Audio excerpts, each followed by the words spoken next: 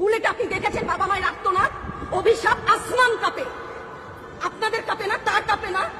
অভিশাপের ভয় হয় না? বুকগুলা চাঁদা হয়ে গেছে আমার সন্তানদের। আবার বুলেট বলবেন, কি বলবেন? এগুলো অস্ত্রের মুখে দাঁড়িয়ে আছে, আমাদের পয়সায় কেনা বুলেটে আমাদের সন্তানদের আপনারা বুলেট ছুটছেন। আর কত আর কত?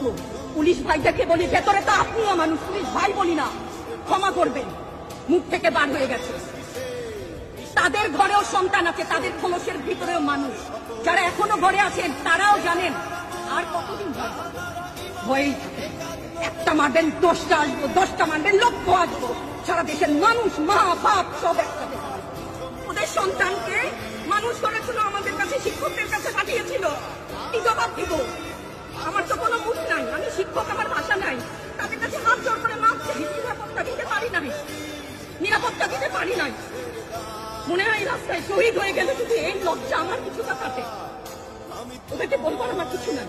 আমি হিজাব করি বলেন আমি হচ্ছে গিয়ে জঙ্গি, আরো বলেন না যারাই প্রতিবাদ করছে জঙ্গি। হ্যাঁ, 71-এর সময় জঙ্গি এক যদি চেহারা অমন হয়, 24-এর জঙ্গির চেহারা এরকম হবে। তাহলে দল করলেই কেন? দল করার এটা স্বীকৃতি দিতে হবে না। দল করলে ক্ষতি কি? অধিকারই তো চাচ্ছি, সাধারণ মানুষের অধিকার চাচ্ছি, ক্ষতি কি? কেন বারবার আমাদেরকে এই কথাটা শুনতে হয়?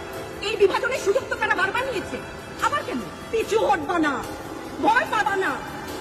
তোমাদের শিক্ষক আমরা লজ্জা পাই, তোমাদের থেকে শিখেছি। তোমরা যেমন আছো আমরাও আছি। যতদিন না 9 দফা ওদের মানা হয় ততদিন মাঠ থেকে সরবো না। কেউ নিরাপদ না তো? আপনি নিরাপদ? সংবাদ কর্মী আপনি কি আত্মসম্মান বিসর্জন দিয়ে বিভিন্ন নিউজ লেবুর বাম্পার কলম নিউজ করতে হচ্ছে না? আপনারও লজ্জা লাগছে না? আত্মীয় স্বজনের কাছে মুখ দেখাতে পারছেন না তো? আপনার হয়ে আমি লড়ছি, আমাকে সহায়তা করেন।